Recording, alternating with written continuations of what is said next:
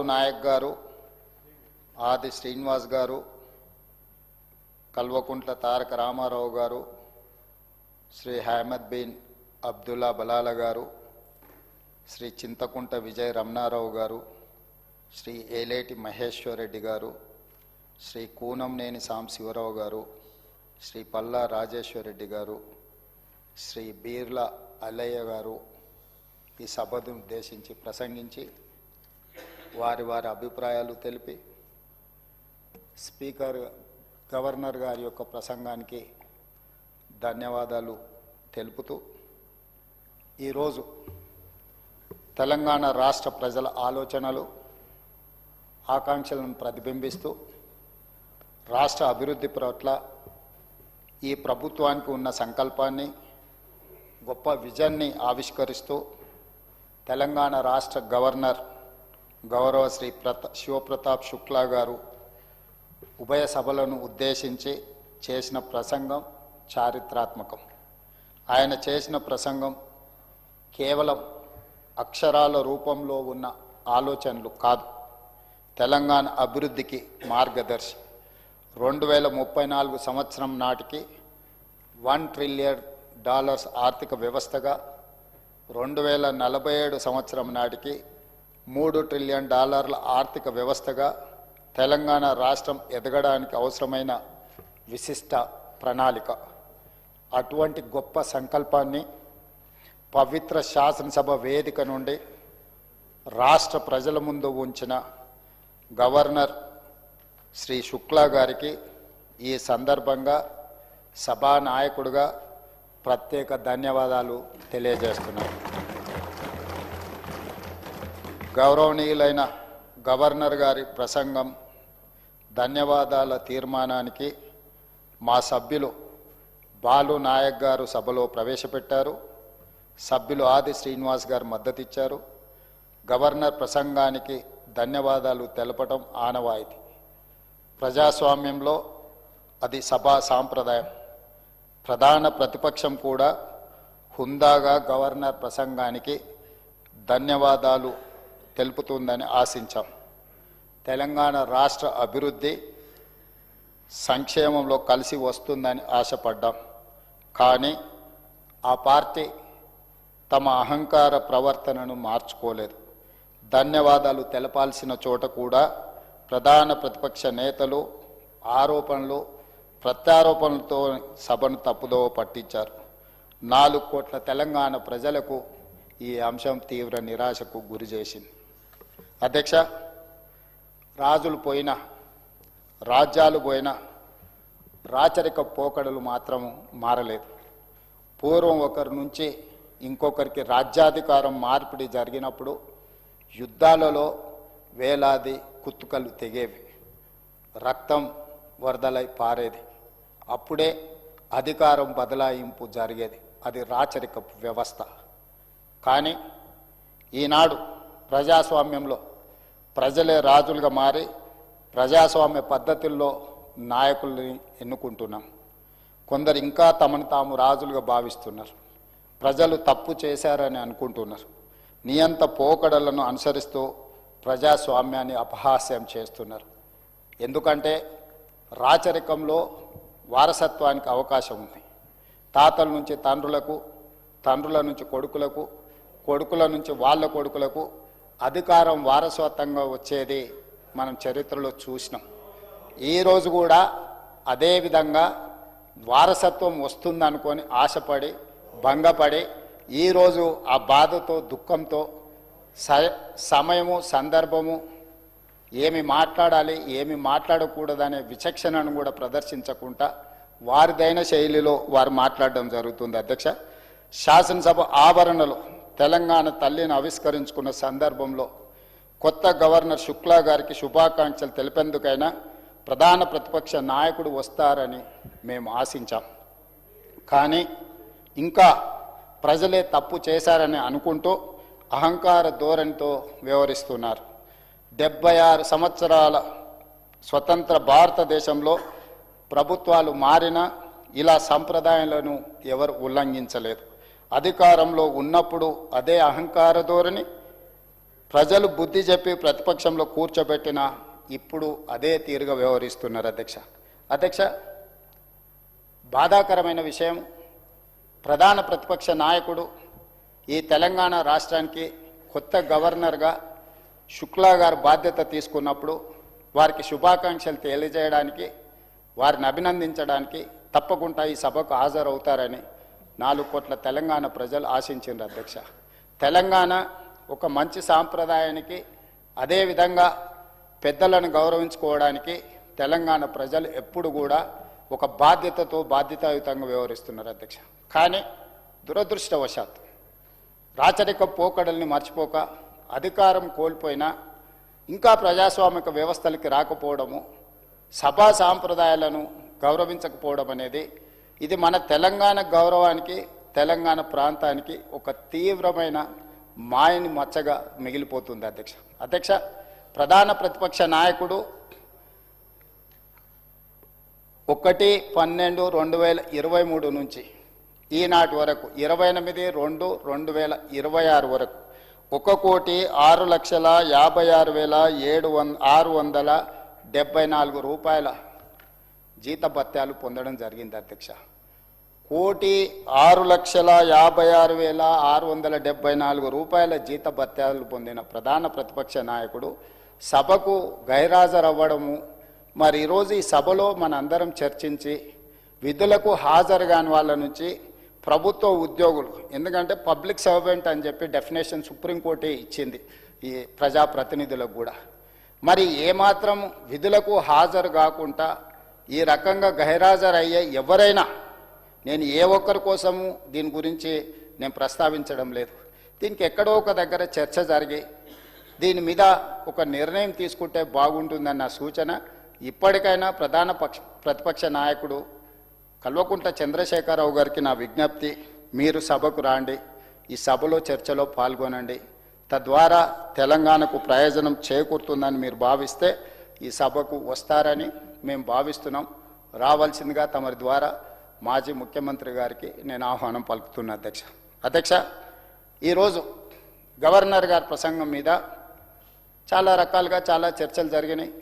ఎక్కడైనా సూచనలు వస్తాయేమో, ఎక్కడైనా గవర్నర్ గారి ప్రసంగానికి అభినందనలు అందజేస్తారేమో, ప్రభుత్వానికి ఏమైనా సూచనలు సలహాలు ఇస్తారేమో అని చెప్పి నేను సుదీర్ఘంగా అందరి ప్రసంగాలను నిశితంగా గమనిస్తూ వచ్చిన అధ్యక్ష.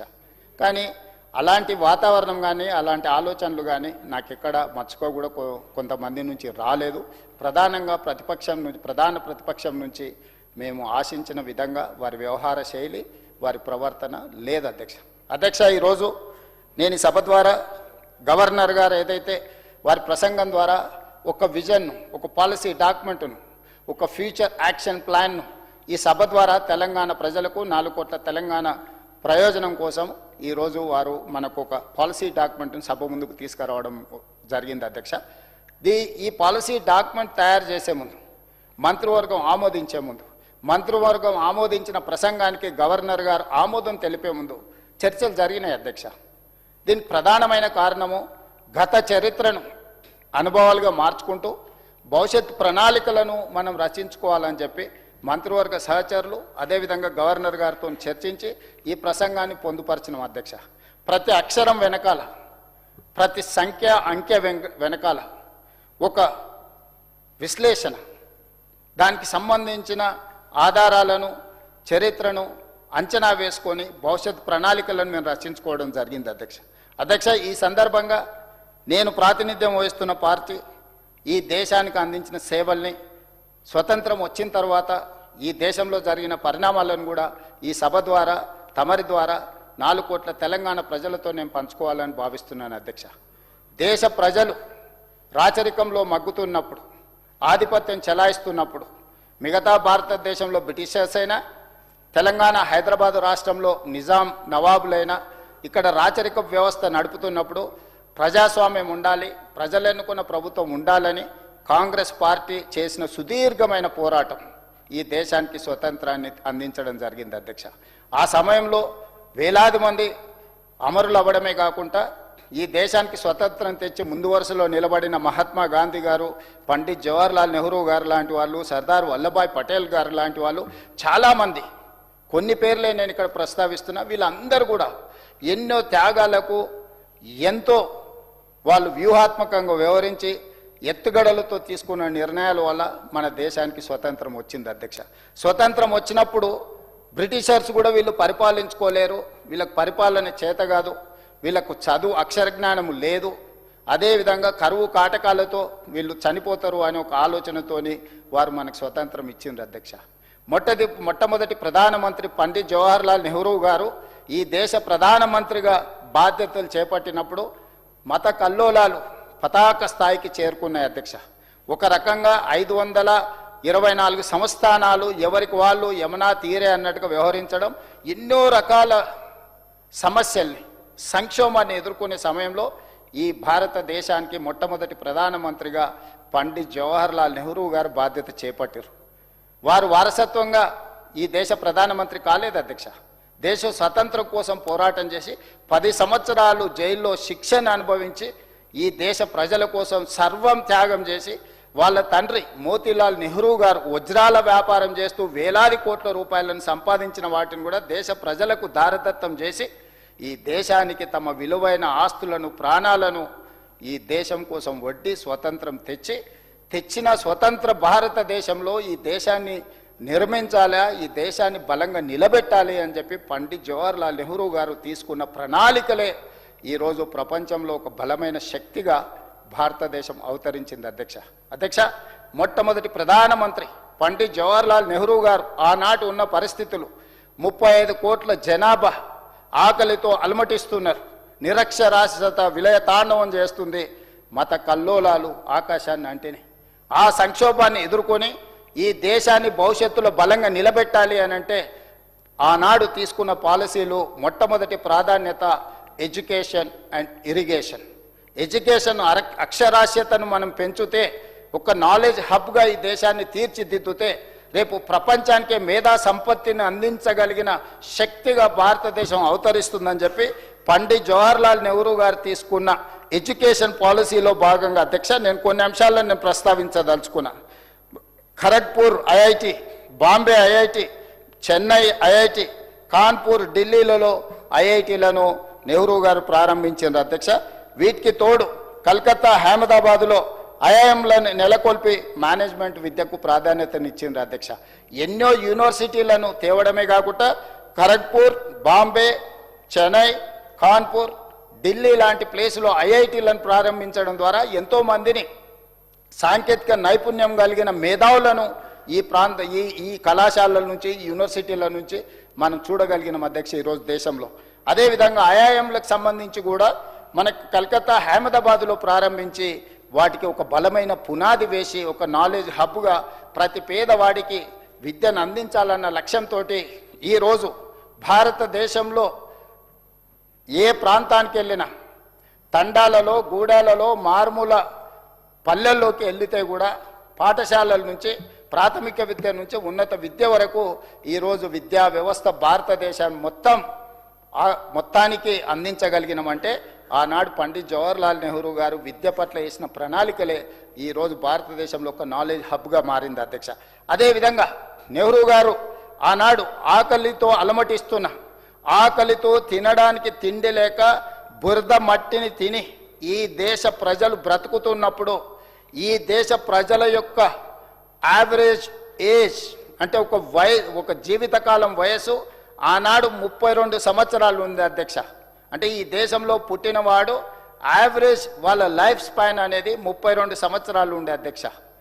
అట్లాంటి పరిస్థితి నుంచి జవహర్లాల్ నెహ్రూ గారు కట్టిన ప్రాజెక్టులను ఈరోజు మనం గుర్తు చేసుకోవాల్సిన అవసరం ఉంది అధ్యక్ష.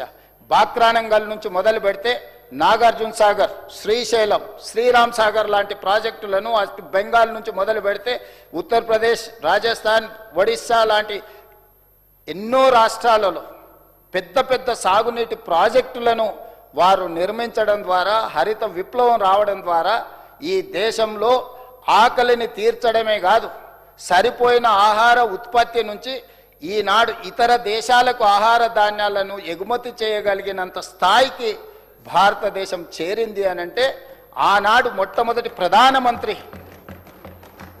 పండిత్ జవహర్లాల్ నెహ్రూ గారు ఇరిగేషన్ పట్ల ఈ దేశ ప్రజల యొక్క ఆకలి పట్ల తన యొక్క ప్రణాళికను రచించి ఈ ప్రాజెక్టులను నిర్మించడం వల్ల ఎడ్యుకేషన్ ఇరిగేషన్లో ప్రపంచంలోనే ముందు స్థానంలో ఈరోజు భారతదేశాన్ని నిలబెట్టడం జరిగింది అధ్యక్ష. అదేవిధంగా అధ్యక్ష శ్రీమతి ఇందిరాగాంధీ గారి హయాంలో బలమైన ముద్ర వేసిన ఇందిరాగాంధీ గారు ప్రధానమంత్రిగా బ్యాంకుల జాతీయకరణనే కాకుండా పేదవాడికి బ్యాంకింగ్ వ్యవస్థను అందుబాటులోకి తీసుకొచ్చింది ఇందిరాగాంధీ గారు. గరీబీ హఠావో నినాదం, రేషన్ సబ్సిడీ, ఎంఎస్పి, 20 సూత్రాల పథకాలు, రాజభరణాల రద్దు, ఇలా చెప్పుకుంటూ వెళ్తే ఇందిరాగాంధీ గారి చరిత్రలో ఎన్నో మైలురాళ్ళు దళితుల కోసం, గిరిజనుల కోసం, పేదవాడి కోసం, మైనారిటీల కోసం తీసుకున్న విప్లవాత్మకమైన నిర్ణయాలు ఈరోజు భారతదేశంలో దళితులు, గిరిజనులు, ఆదివాసీలు ఈరోజు తలెత్తుకొని నిలబడే స్థాయికి వాళ్ళు వచ్చిండ్రు అధ్యక్ష. భూమే ఆత్మగౌరవం, సొంత ఇల్లే మన కుటుంబం